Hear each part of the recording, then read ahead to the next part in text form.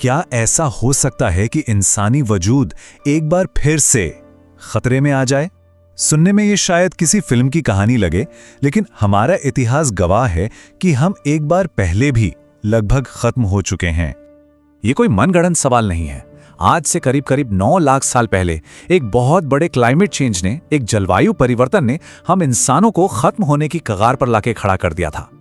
सिर्फ 1280 लोग, सोचिए, 1,17,000 सालों तक इस पूरी धरती पर इंसानों की आबादी सिर्फ इतनी सी थी। इससे पता चलता है कि हमारी नस्ल कितनी नाजुक हो सकती है। तो सवाल यही है कि क्या हम फिर से उसी मोड़ पर आके खड़े हो गए हैं?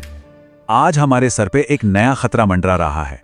इथियोपिया में एक ज्वालामुखी फटा है, जिसका धुआं और धूल पूरी दुनिया में फैल रही है और ये भारत तक भी पहुंच चुकी है।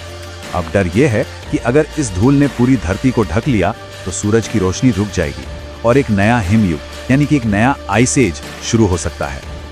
लेकिन यहाँ एक अच्छी खबर है और एक बुरी।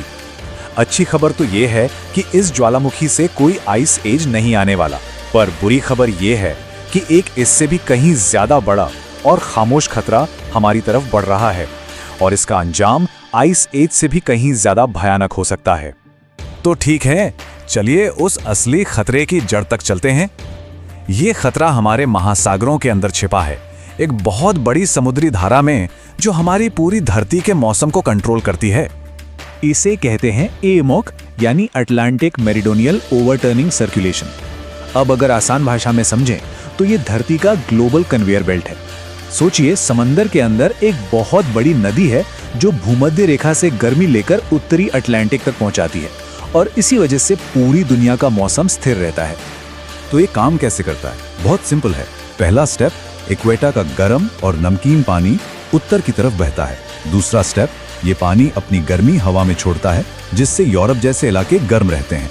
तीसरा स्टेप, अब गर्मी छोड़ने के बाद ये पानी ठंडा और भारी हो जाता है और समंदर की गहराइयों में डूब जाता है। और चौथा स्टेप, ये ठंडा पानी दक्षिण की ओर वापस लौटता है और इस तरह ये पूरा साइकिल चलता रहता है। लेकिन अब ये पूरा का पूरा सिस्टम, ये जीवन देने वाला साइकिल खतरे में है। चलिए देखते हैं कि आखिर इस पर संकट के बादल क्यों मंडरा रहे हैं। इसका सिर्फ एक ही गुनहगार है, ग्लोबल वार्मिंग। हमारी धरती का जो तापमान बढ़ रहा है ना, वो इस पूरे सिस्टम को जाम कर रहा है। देखिए हो क्या रहा है। ग्लोबल वार्मिंग की वजह से ग्रीनलैंड के जो ग्लेशियर हैं वो बहुत तेजी से पिघल रहे हैं। इससे हो ये रहा है कि बहुत सारा मीठा पानी उत्तरी अटलांटिक में मिल रहा है। अब मीठा पानी नमकीन पानी से हल्का होता है, कम घना होता है। इस वजह से सतह का पानी भारी होकर नीचे डूब ही नहीं पाता और नतीजा, पूरा का पूरा कन्वेयर बेल्ट धीमा पड़ जाता है। तो क्या होगा अगर ये कन्वेयर बेल्ट रुक जाए? इसके नतीजे विनाशकारी होंगे और दुनिया के अलग अलग हिस्सों पर इसका असर भी बिल्कुल अलग अलग होगा। एक तरफ उत्तरी अटलांटिक के इलाके जैसे यूरोप, वो भीषण ठंड की चपेट में आ जाएंगे। तापमान इतना गिरेगा कि शायद ये जगह रहने लायक ही ना बचे। और दूसरी तरफ भारत में मॉनसून पूरी तरह से तबाह हो जाएगा, वो बारिश जो 1 अरब से ज्यादा लोगों का पेट भरती है। और जो आंकड़े हैं वो वाकई में चौंकाने वाले हैं।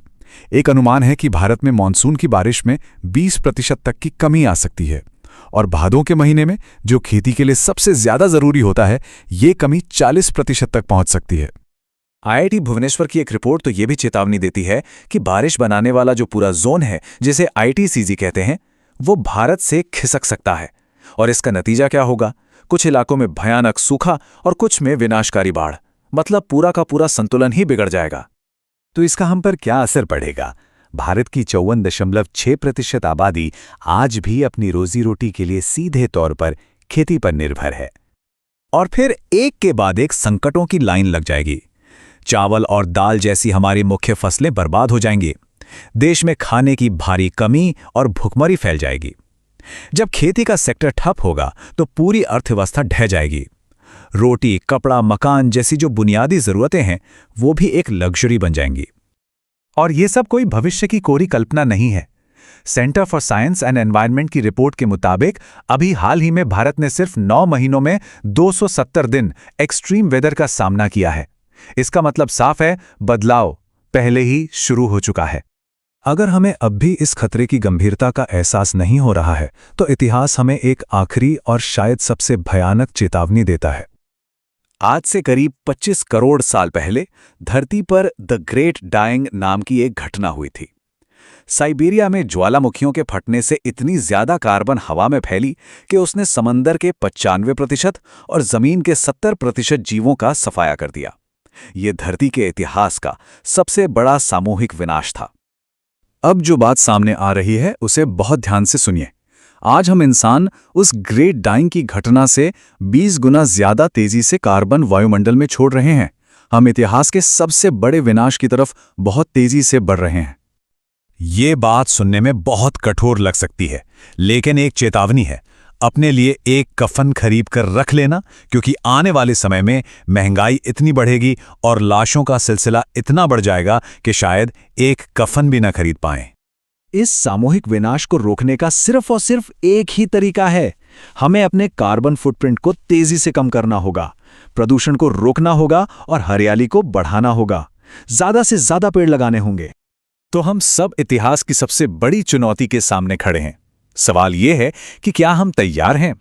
ये सवाल हम सभी को खुद से पूछना होगा, इससे पहले कि बहुत ज्यादा देर हो जाए।